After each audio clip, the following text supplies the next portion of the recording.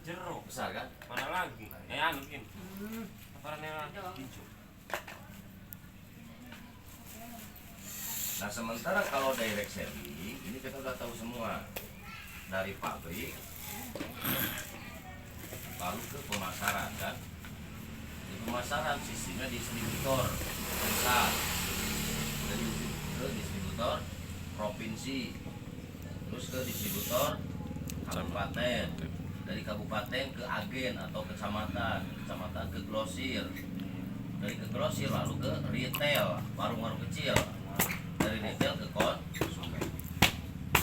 Makanya kalau produk kita langsung masuk ke distributor-distributor ini, produk pasti ngendap.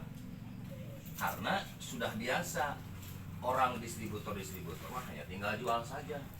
Sementara produknya, contoh jarum itu yang mengiklankan siapa? Yang tadi artis dan televisi. Kalau ini ya yang mengambil dana iklannya ini, gitu kan? Kalau ini mah TSI mah yang ngambilnya siapa? Distributor tunggal, disebut member. Nah, tinggal bagaimana kita mengiklankan produk rokok. Kalau melihat produk rokok, kulturnya biasanya tidak menjelaskan rokok. Contoh seperti iklan jarum super kan? Pernahkah iklan jarum super menjelaskan rokok? Tidak, karena itu bertentangan dengan undang-undang. Maka iklannya apa? Mobil Adventure. Apalagi kalau Sampurna Mil, turun daun buka basa-basi gitu kan. Dan yang kedua, iklan rokok itu biasanya tidak pagi, malam. Kenapa? Karena itu aturan undang-undang juga kan. Ya. Nah, kenapa? Karena di situ ada undang-undang tentang tembakau. Kenapa ada undang-undang tembakau? Karena tembakau Indonesia itu tembakau terbaik sedunia. Maka muncul komunitas anti tembakau. Jadi produk rokok ini, Propos ini pernah dilem oleh Kapolda Jawa Timur. Kemarin pakai kena sanksi 550 juta. Kenapa? Karena menyalahi tentang iklan. Di dalam manfaat produk ini ada rokoknya digambarkan sama manfaatnya, itu tidak boleh menurut undang-undang. Nah, sampai rokok ini dilab di Kapolda. Ternyata ketika dilab ini betul herbal. Cuman mereka tidak mau mendukung, alasannya karena ini ada undang-undang tentang tembakau. Nah, terus pertanyaannya, betulkah tembakau itu bahaya? Nah, makanya saya memakai sistem dari Indonesia, ini harus ada konsep bagaimana rokok ini bisa nyebar ke masyarakat tanpa melanggar aturan undang-undang. Nah, sistemnya pun kita memakai. Makanya kalau sistem eksklusif, kalau sudah ada distributor ini, jaringan kita mati. Karena si baru nggak mungkin dia mau jaringan. Paling hanya dia menikmati batunya saja. Dan kalau kita masuk ke warung-warung itu modalnya besar. Karena warung itu mintanya selopan kan. Nah, makanya saya punya konsep nih bagaimana caranya agar kita mendapatkan uang besar tapi dalam modal yang kecil. Yang kedua, waktunya pun semau kita. Ini harus ada konsep. Ya, kembali contoh, kalau teteh ingin penghasilan 3 juta, ya, ini harus jelas dulu kerjanya. Yang pertama, ini satuan targetnya ya, satuan target. Teteh ingin target punya uang dari rokok itu 3 juta. Nah, dipilih kata saya, mau sistem oleh jaringan atau mau sistem konvensional. Kalau sistem konvensional, teteh cukup menjual sehari itu 50 slop, 50 bungkus. Keuntungan bisa jadi 3 juta. Karena 50 bungkus dikali 3 bulan berarti 1.500 bungkus. Dikali 2.000 dapat 3 juta. Cuman jualan. Pertanyaannya, apakah teteh akan selamanya sehat? Tidak. Nah, terus bagaimana? Ini mah jangan ditinggalkan kalau kita mampu, kata saya juga kan. Kenapa tidak diambil? Gak apa-apa. Itu yang justru yang lebih cocok untuk jualan dulu perempuan. Kalau perempuan biasanya manajemen uangnya bagus. bagaimana kalau kita ingin dari 30 bungkus ingin mendapat 3 juta? Nah, ini harus ada 3 kerja. Yang pertama, satuan waktu. Mau jangka dalam berapa bulankah Anda mendapatkan 3 juta? Yang ketiga, satuan kerja. Bagaimana cara kerja? Kalau dengan jaringan, ini tentunya kita harus punya ilmu. Konsep itu sebagian daripada ilmu kan. Terus bagaimana caranya? Nah, makanya Teteh di sini nggak usah ngajak, Akang nggak usah ngajak. Nanti ada Kang, ada Kang Musadi, ada Kang ini, Kang Rudi, ada Agung, nanti dibantu. Caranya kumpulkan aja yang 5 orang. Nanti biar kita semua tim yang mengiklankan rokoknya. Konsepnya bagaimana? Saya punya konsep kebetulan. Cara saya ini nggak jualan rokok, nggak kayak tukang akrobat gitu kan. Tapi saya itu caranya memberikan sebuah peluang. Kumpulkan semuanya.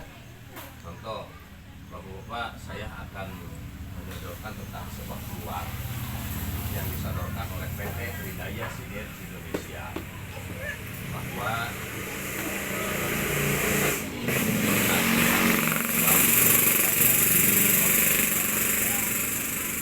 aman menghasilkan. Kan nggak kayak jualan rokok ya. Kita jualannya apa? Konsep. Kita jualannya apa? Peluang. Yang pertama, peluang amannya dari sehat. Yang kedua, peluang pemborosan jadi penghasilan. Maka dibedah dulu. Jadi mindset kita, berarti merokok itu sebagai gaya hidup. Karena gaya hidup kan terbagi dua. Yang pertama ada gaya hidup aman, yang kedua gaya hidup yang tidak aman. Nah, merokok itu masuknya kemana? Apakah masuk kepada gaya hidup aman atau kepada gaya hidup tidak aman? Gaya hidup aman, contoh makan teratur, ya. Minum teratur, tidur teratur, olahraga teratur, pacaran teratur. Nah, merokok juga bisa jadi sehat kalau merokoknya teratur. Apakah rokok ada aturannya? Ada. Kata dokter, kalau kita merokok seminggu 1 batang sehat katanya. Cuman pertanyaannya, siapa teh? Tohidin, Kang Tohidin. Kang Tohidin sanggup gak merokok seminggu sebatang? Yo, sebelum event paksa. Nah, sementara kalau menurut dokter, ternyata merokok itu termasuk kepada gaya hidup yang tidak aman. Kenapa? Kata dokter nih, ketika kita tidak kontrol merokok, dampaknya adalah penyakit. Tapi yang jadi unik, orang kesehatan pun banyak kan yang merokok. Faktanya dokter mesti pada merokok kan. Ya. Yang kedua, kata orang kesehatan, pakar ekonomi, bahwa rokok itu pemborosan. Kita ambil fakta di lapangan. Adakah orang Indonesia yang demo tentang turunkan harga rokok? Nggak ada. Nggak ada. Karena kan rokok larang ya itu. Jadi walaupun kata orang ekonomi bahwa rokok itu pemborosan, nyatanya yang beli kan makin banyak.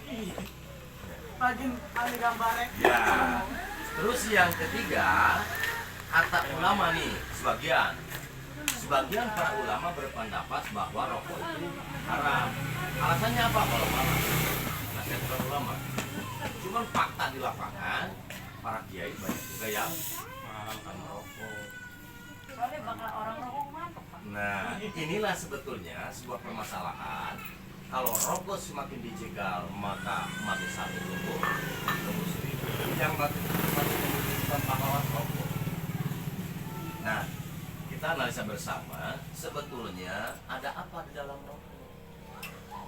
Gak mungkin kan orang dinas kesehatan berbicara bahwa rokok itu sumber penyakit. Bukan rokoknya, tapi mungkin ada bahan-bahan yang tidak cocok manusia. Kita bedah tentang rokok. Karena rokok apapun itu masuk dulu ke laboratorium.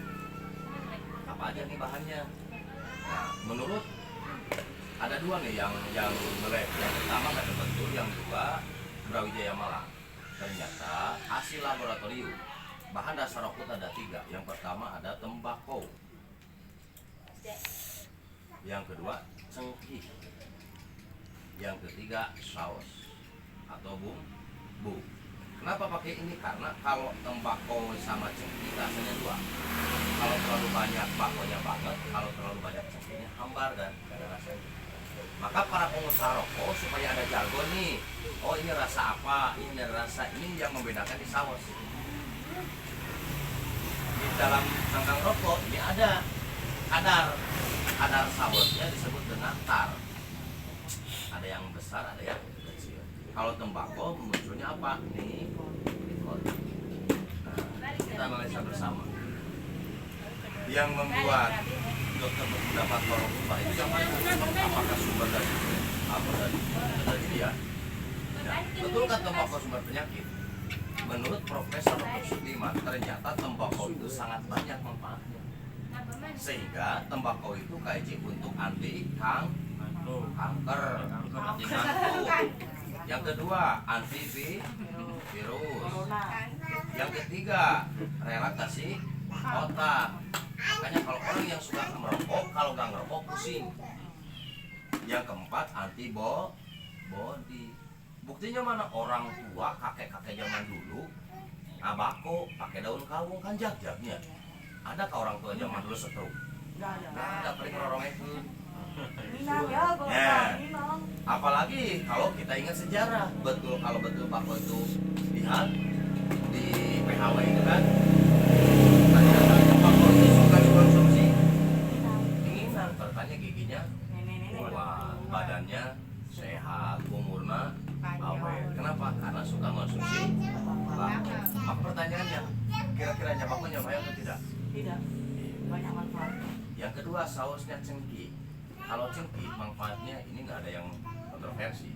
Yang pertama obat batuk, yang kedua obat sakit gigi dan gusi, yang ketiga obat lambung, terus bisa juga obat asma, bisa juga pakai minyak asin.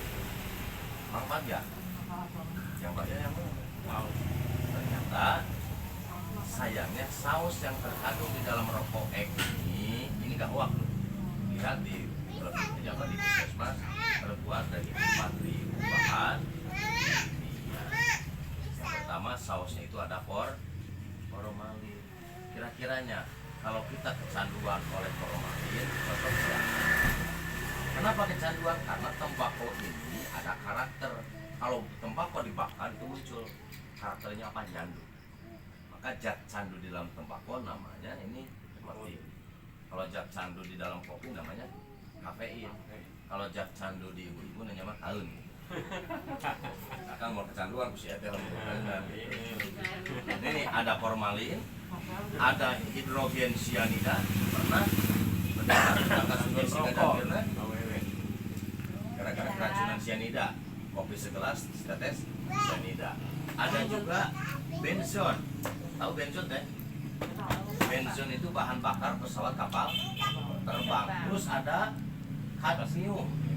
Kalau kadmium itu bahan batu baterai. Kira-kiranya formalin, cyanida, benzon, kadmium, potasium, bahan peledak masuk ke dalam tubuh manusia. Kira-kiranya masalah enggak? Baik gak kira-kiranya kalau ini masuk ke dalam tubuh? Bahaya nggak? Teteh kalau konsumsi formalin bahaya nggak? Bahaya. Masalah nggak? Nah ini yang menjadi permasalahannya bukan bako, bukan cengkihnya, tapi formalin, cyanida. Itu juga kalau masuk kita tiap hari. Yang menjadi permasalahannya, walaupun masyarakat tahu bahwa ini di rokok ada 4.000 bahan kimia, orang yang merokok berhenti nggak?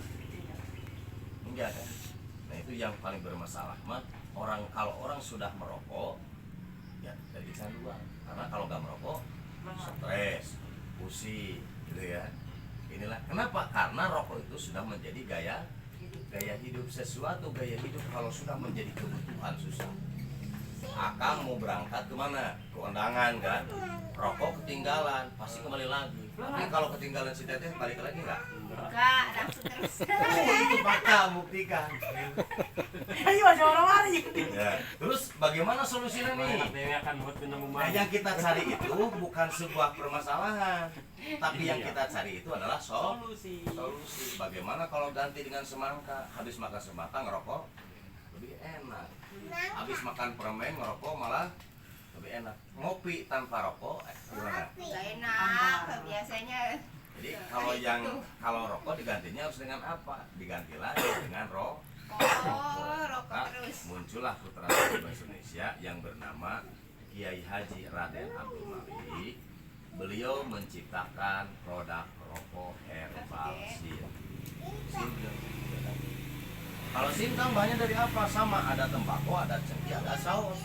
Cuman saus yang terkandung di dalam rokok sin ini terbuat dari 17 herbal. Yang pertama ada madu. Kang Tuadi kalau kecanduan sama madu gimana? Sehat. Sehat. Tapi kalau di madu? Sana aja ya. Terus yang kedua jahe. Terus yang ketiga ada ketumbar. Ada kencur. Jahe kayu manis, kayu siwak, rumput lagu Cina, serai, serai gitu kan. Pokoknya 17 herbal. Nah kita yang memilih. Kita nggak usah nyarankan. Tinggal kita yang memilih.